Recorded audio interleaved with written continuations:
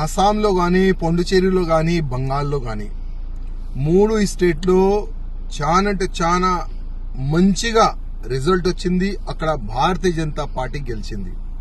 కానీ అక్కడ కార్యకర్తలు మంచి సంబరాలు చేసుకుంటున్నారు, వాళ్ళకి అధికారం ఉన్నది. కానీ మన తెలంగాణలో కూడా సంబరాలు చేసుకుంటున్నారు, అర్థమైతే లేదు. ఇంకా ఎన్ని సంవత్సరాలు వేరోళ్ళు పెళ్లి చేసుకుంటే మనం ఇక్కడ డాన్స్ చేయాలి? అర్థమైందా? అంటే ఇంకా ఎన్ని సంవత్సరాలు?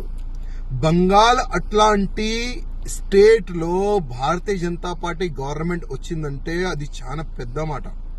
ఎందుకంటే అక్కడ మమతా బెనర్జీ ఒక గుండా రాజ్యం, ఒక రాక్షసి రాజ్యం అంటారు దాన్ని. అక్కడ భారతీయ జనతా పార్టీ కార్యకర్తల్ని చంపినారు, హిందూ సంఘాలు కార్యకర్తల్ని చంపినారు.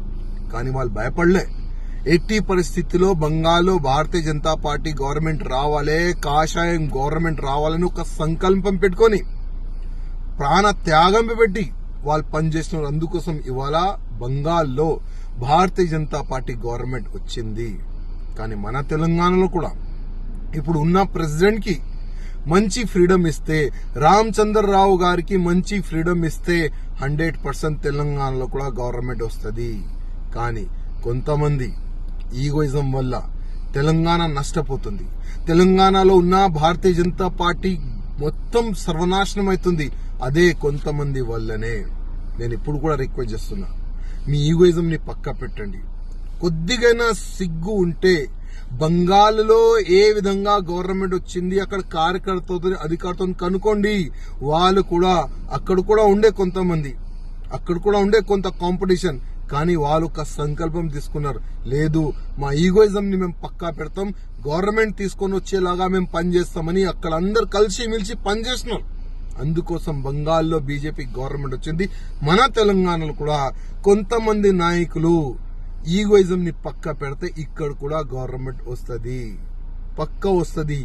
సెంటర్ నుంచి అంటే మన ఢిల్లీ నుంచి వచ్చిన నిధులు కరెక్ట్ క్యాండిడేట్లకి ఇస్తే పక్కా ఇక్కడ కూడా బీజేపీ గవర్నమెంట్ వస్తుంది.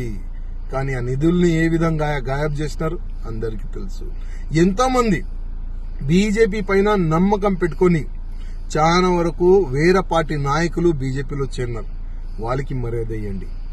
ఎంతో మంది సీనియర్లు ఉన్నారు మన బీజేపీలో తెలంగాణలో, వాళ్ళకి మర్యాద ఇవ్వండి. ఎంతో మంది బీజేపీ కార్యకర్తలు ఉన్నారు, వాళ్ళ ఇంటి పని ఇడిచి మొత్తం సమయం మన పార్టీకి ఇస్తారు, వాళ్ళకి మర్యాద ఇచ్చండి. కరెక్ట్ పని చేస్తే, ఈగోయిజం ని పక్కా పెడితే 100% తెలంగాణలో కూడా వచ్చే ఎన్నికల్లో భారతీయ జనతా పార్టీ వస్తుంది. రామచంద్రరావు గారు, ఇప్పుడు మీరు భారతీయ జనతా పార్టీకి ప్రెసిడెంట్ గా ఉన్నారు.